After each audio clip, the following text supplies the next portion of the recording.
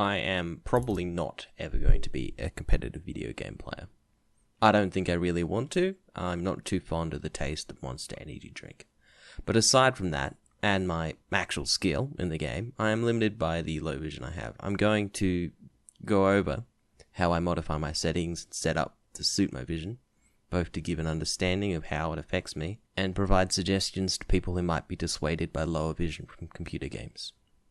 And also to stop my teammates yelling at me when I can't shoot drones in Rainbow Six Siege. Just to preface, I have no vision in my right eye, and that means no depth perception, so no VR games. I also have slightly reduced vision in my left eye. I end up with something like 20 out of 100 vision. I have difficulty at all distances, but naturally closer stuff is easier. Also worth noting is that my vision has been pretty much the same since I was about 18 months old. Can't really contextualize my vision towards, normal vision.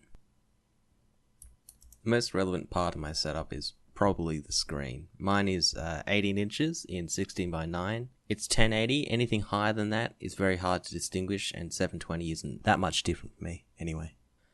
I have the screen sitting up on a box I made in Year 7 woodwork, so my eye level is about 1/3 down the screen. When I sit in my chair, my desk comes up about just below my rib cage, and the screen is about 40 centimeters away from my face. I won't go into much detail about my specs, except to note that having high quality graphics isn't really important to me, so I'm not usually pushing my rig. The only other thing I will note is that having LEDs on your keyboard and mouse is very useful, as you can configure drivers like Logitech's and Razer's to have different lighting settings for different games.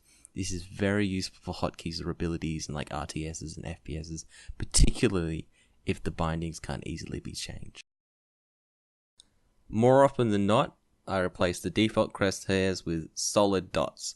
The color usually depends on the palette of the game, but it's always something that is significantly different from the majority of backgrounds, and bright. So pure reds, pinks, lime greens, bright blues, stuff like that is quite useful. For strategy games, RTS's grand strategies, I cannot recommend enough to learn or set hotkeys.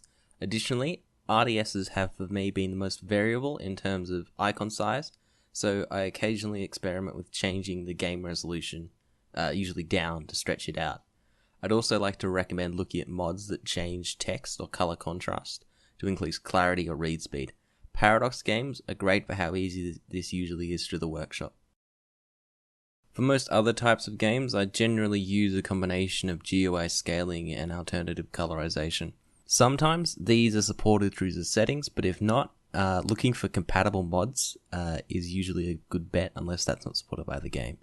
Additionally, I personally always will prefer frame rate over things like anti-aliasing and usually texture quality because I can't really see that. There are a couple of games I'd like to highlight quickly for great design in terms of visual clarity without great sacrifices to overall prettiness. Number one has to be TF2, mostly because of the work put into the class silhouettes and team color contrast to help distinguish who's who. It also has a rather useful colorblind mode, which shows status effects as easily read icons. Overwatch is also kind of good at that kind of thing, but the amount of possible characters and screen effects does subtract from that a little bit. Bethesda RPGs since Oblivion also get a plus rep, mostly because they inherit the clarity required for consoles through their UI. The Fallout games in particular have more direct control of the UI without modding, and also the base text of the Pip-Boy in the GUI is much clearer because it's like console text, which is, originally intended to be easy to read. I was going to call this video why I'm bad at video games, but that's not really honest. If I was using someone else's setup, then yes, I would probably suck ass. However, if I can configure the setup in a way that I'm comfortable with, then I'm okay, and I'm perfectly capable of getting people mad in chat. I'd also like to more or less thank people that have worked to make these solutions a reality, because without a lot of them, I wouldn't be able to play games that I find quite fun. And I'd express genuine hope that more games implement features that allow people with visual impairments and other impairments to be able to participate in the game. Game developers, please.